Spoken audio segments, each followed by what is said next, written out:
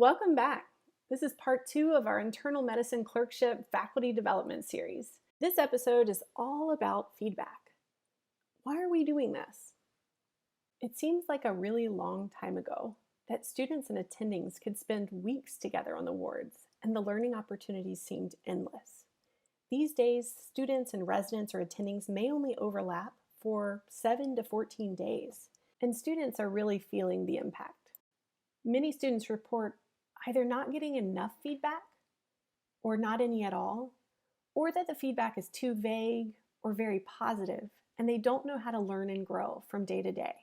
Some of those students that get really vague and positive feedback then go on to receive evaluations where the selections are much lower than the feedback that they were given, and they feel cheated of an opportunity to grow while with their teacher. But from an attending perspective, you kind of get it, right? Because it's so hard to establish a relationship in such a short period of time where you can give such honest, constructive feedback that's going to lead to growth for the student. In this video, I'd like to give you a 5-point strategy for giving impactful feedback that stimulates growth for your student. We've actually already talked about the first 2 points in the last video, which you do on day 1 during expectation setting. Let's briefly review. The first point is that you must set an expectation for growth for all members of the team, including you, and an expectation that feedback will occur regularly. The second point during that expectation setting session is to identify skill-based learning goals for the week and to select a limited number of goals to work on during your time together, rather than trying to work on them all. To select skills effectively, a good place to start are the learning objectives for the clerkship, which can be found in our clerkship field guide or in the email that the clerkship sends you at the beginning of your teaching attending block. These 2 actions will help you set yourself up as a coach that will work along with your learner on specific skills, making tiny adjustments and tweaks along the way until they are doing it just right. The next 3 points are the what, how much, and when to give feedback. The what, or the content of your feedback, is the most complex, so let's start there. What we're about to suggest may be a total change from the type of feedback that you're currently giving in order to make it more actionable.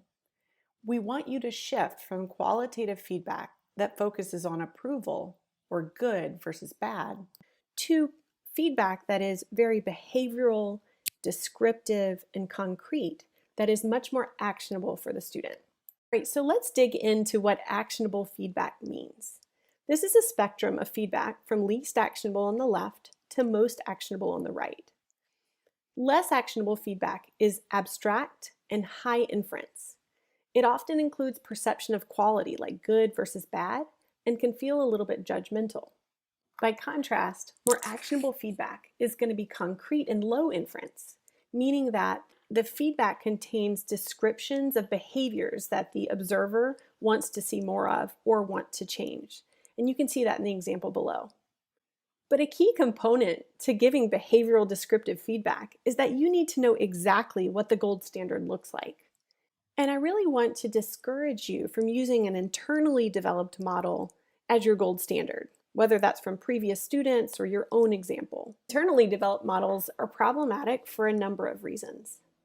First, they're pretty susceptible to biases, whether that be recency bias or your own implicit biases. Secondly, it puts students at a disadvantage to not know what the gold standard is that they're working towards.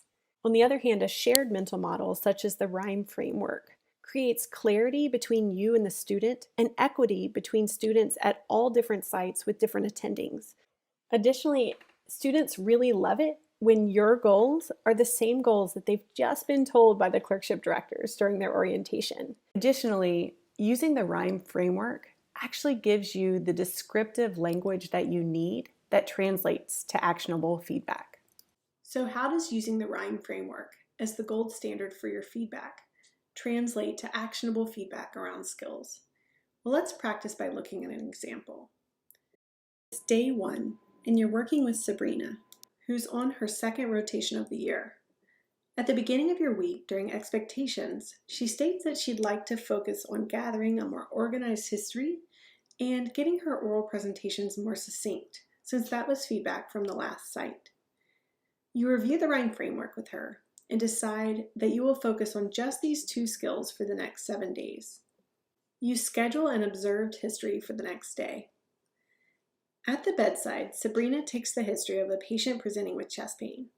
She takes an open-ended history, and the patient really opens up to her. When you finally walk out of the room, you realize that 45 minutes have passed, but key elements of the history were not gathered, like pleurisy or risk factors for pulmonary embolism or myocardial infarction. What feedback would you give her? Where do you start? What you really want to tell her is that she needs to be more efficient, but she already knows that. Instead, you need to come up with some concrete descriptive feedback that she can act upon to get there. To help you translate the RHIME framework into concrete feedback, we've created feedback tools that break each component of the framework into a collection of observed behaviors. If you can, pause here to review the tool in detail. All of our feedback tools use color coding so that you know which skills are reporter skills, interpreter, or manager. The tool breaks down the skill into a series of micro skills that include descriptive language for you to use. And then the anchors that you choose from are growth-oriented to really encourage you to honestly put what you see and where they need the most growth. This is a great opportunity to talk about how much feedback you would give to Sabrina in this moment, since she has a lot of room for growth. While you're tempted to give her feedback points on the entire history, limit your feedback to a few actionable items at a time. So this is key point number 4 of our strategy. Make your feedback bite-sized. Here's an example of a piece of bite-sized feedback that aims at the larger goal of getting to a more organized history. This piece of feedback focuses on building a solid foundation for gathering an organized history by getting that baseline and then using time to organize them rather than some other organizational strategy that can be hard to track during a complicated patient encounter. Our last key point of this strategy examines when you should give feedback. In general, you should give feedback iteratively and frequently, but how that happens can look different depending on the level of the learner. Let's use Sabrina's oral presentation as an example to think about this more. The next day, Sabrina gives her oral presentation on her patient with chest pain.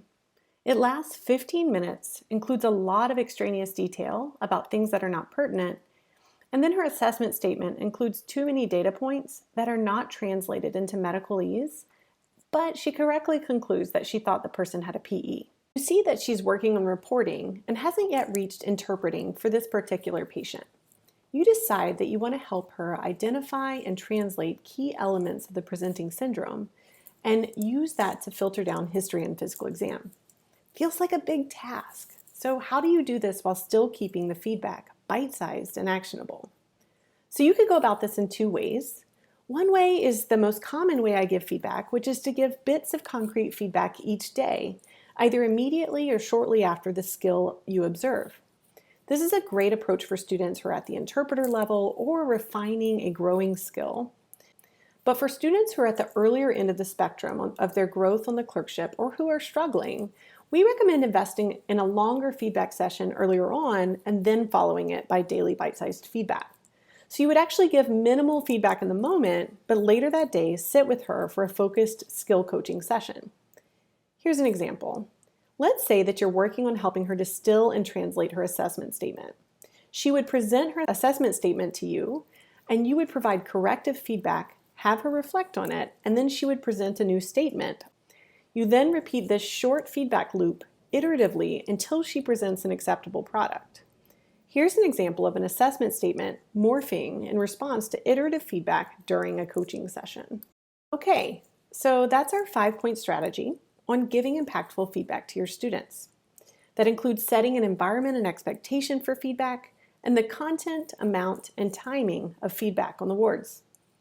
Giving feedback is a huge topic that's impossible to cover comprehensively in less than 10 minutes. But we hope that this was a helpful primer and that now you have a framework to start with. We'll see you in the next video on writing narrative evaluations for your student. Thanks so much.